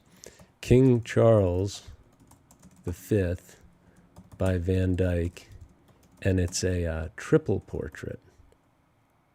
Triple portrait.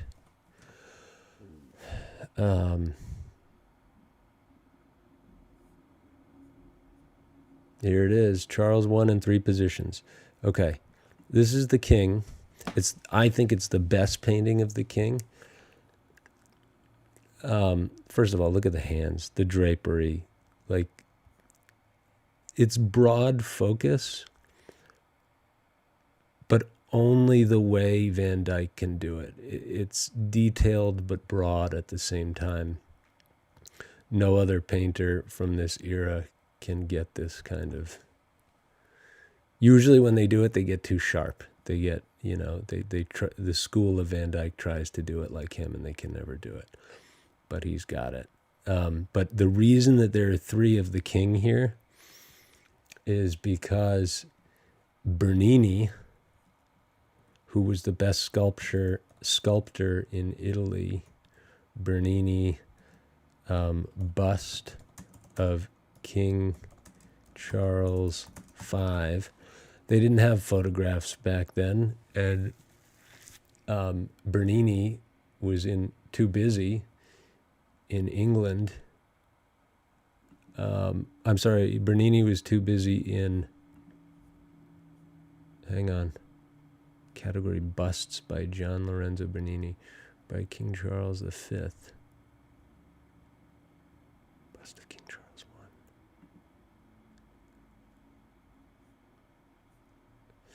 Bernini did not travel to London to undertake the work. Rather, he made use of a painted triple portrait of Charles I by Flemish artist, created especially by Flemish artist Anthony van Dyck for Bernini. Despite not meeting Charles I face to face, Bernini's bust was considered a success at the time, and the English king rewarded Bernini with jewelry worth over 4,000 Roman scudi, a figure over 60 times the average yearly salary of a worker in Rome.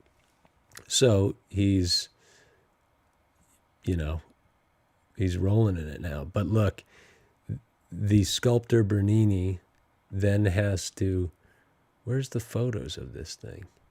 Bust of King Charles I. No, that's not the bust.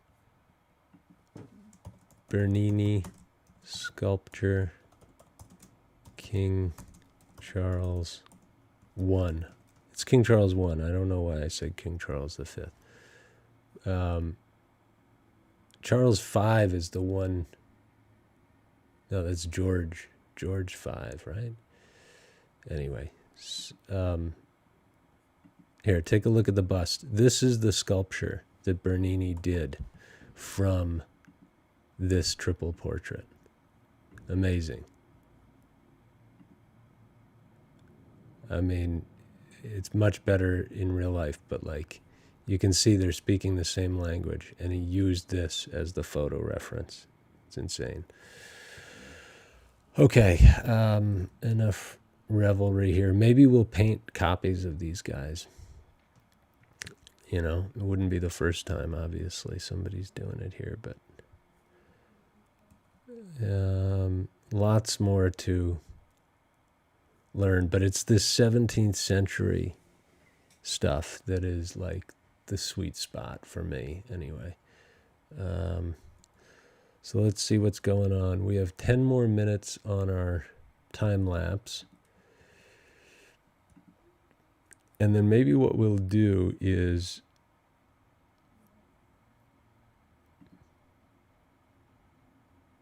I look back at my photorealism hack job.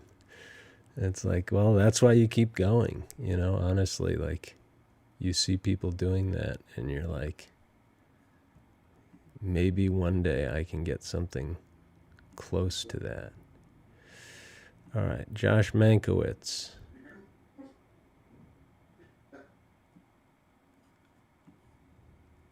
And we're going to get rid of this. And take a quick breaky.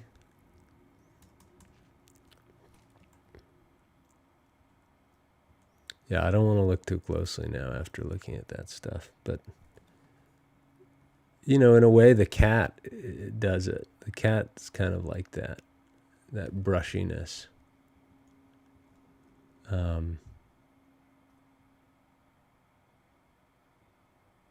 So, and like what happens when Velázquez paints the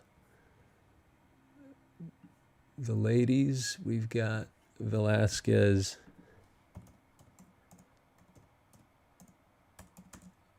Venus, the Rockaby Venus. Somehow he's able to do this.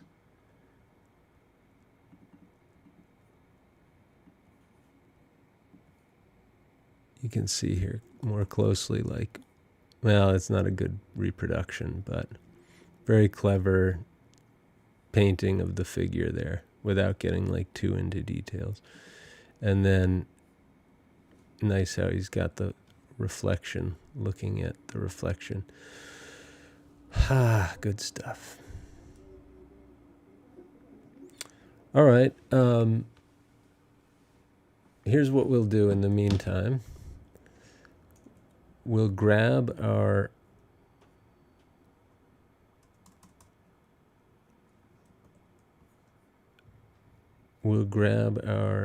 documents, desktop, T-Swift, documents, screen recording in progress. Okay, 1.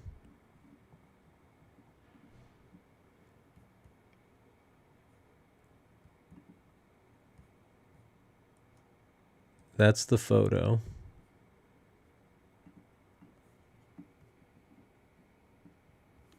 there's 2. And then there's 3. And then there's 4. And then there's the new one coming in however many minutes.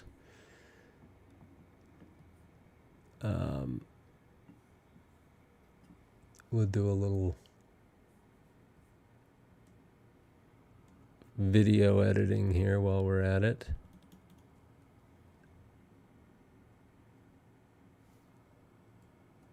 And how do we do it? We take our painting and we rotate 100,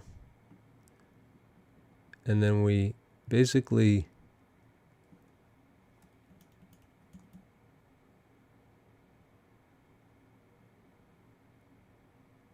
we don't want that. Here, we'll chop this tail off.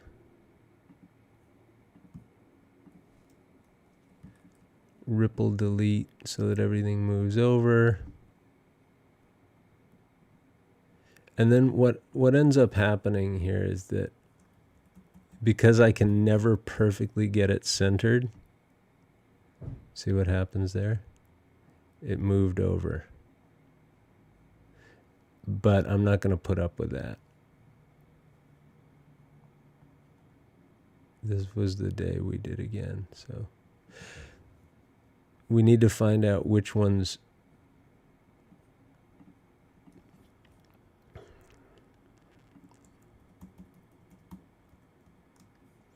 so rotate the canvas. See there, that's perfect.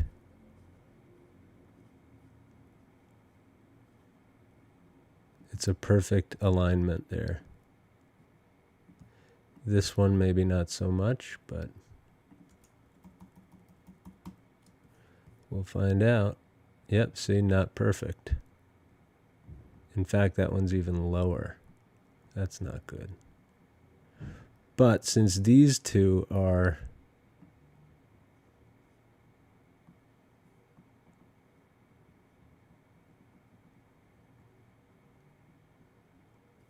oh, weird. Look at this.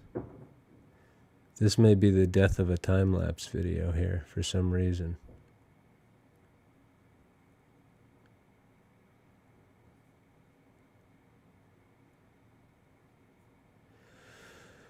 Oh boy. Here.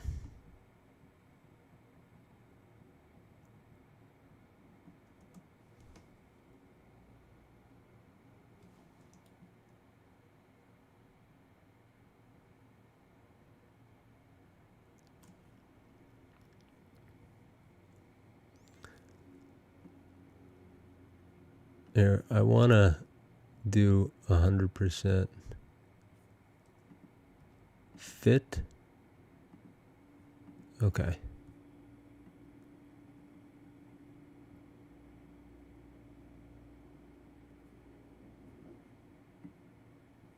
There we go.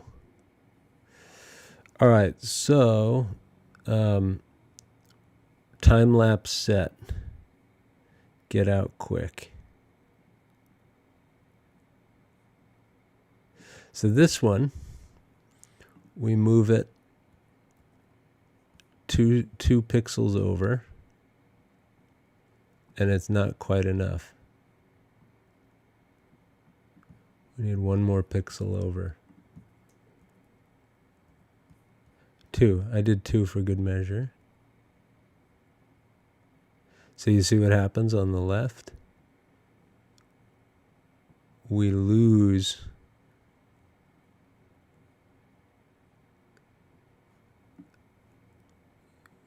you stole fizzy lifting drinks. Okay. So again,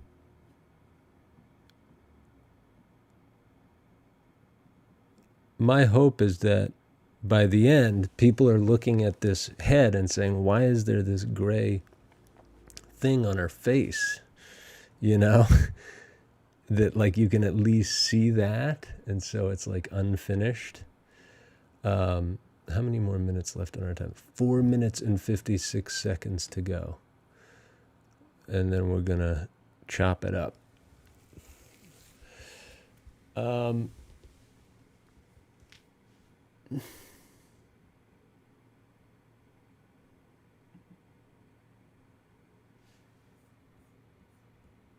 Swifty. Now, this one is wrongo. This one has to go to the right, like that.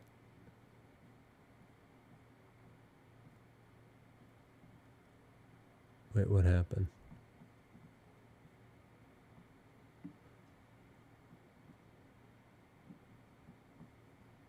Okay.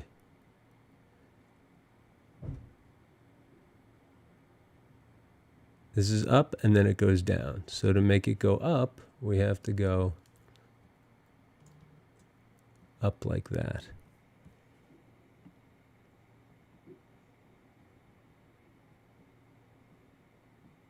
Up and then make it go down again.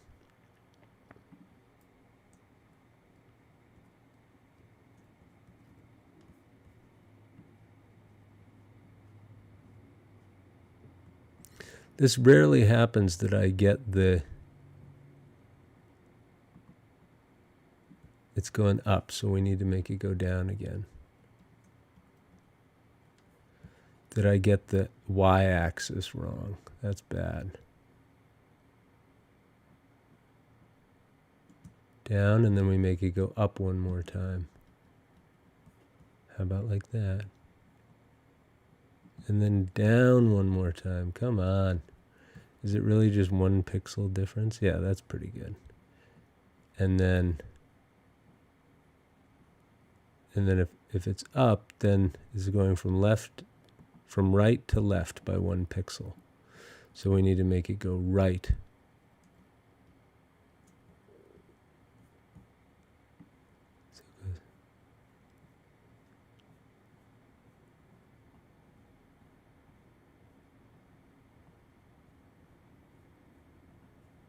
Okay, something like that.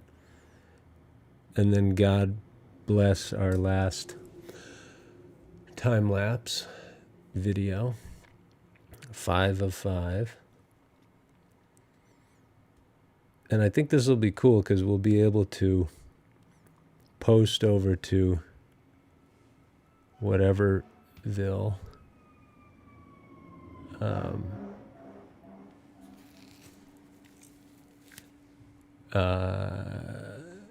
Where are we? 2 minutes and 14 seconds. Time bomb set. Time lapse set. That was Zeldavania. I gotta hand it to you. That was an inspired Metroid reference.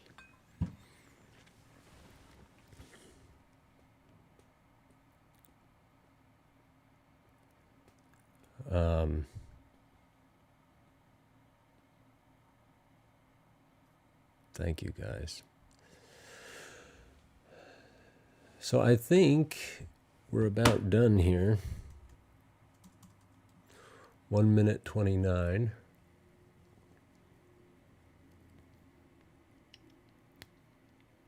And you'll see this is a bit of a hassle. I've learned how to make it less difficult after the 10th one or whatever, however many I've done.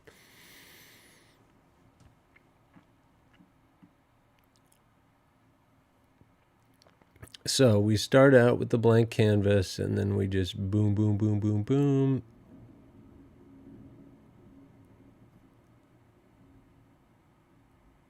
Toward the end of the portrait, who's going to stick around for the last hour there? You know, I don't know.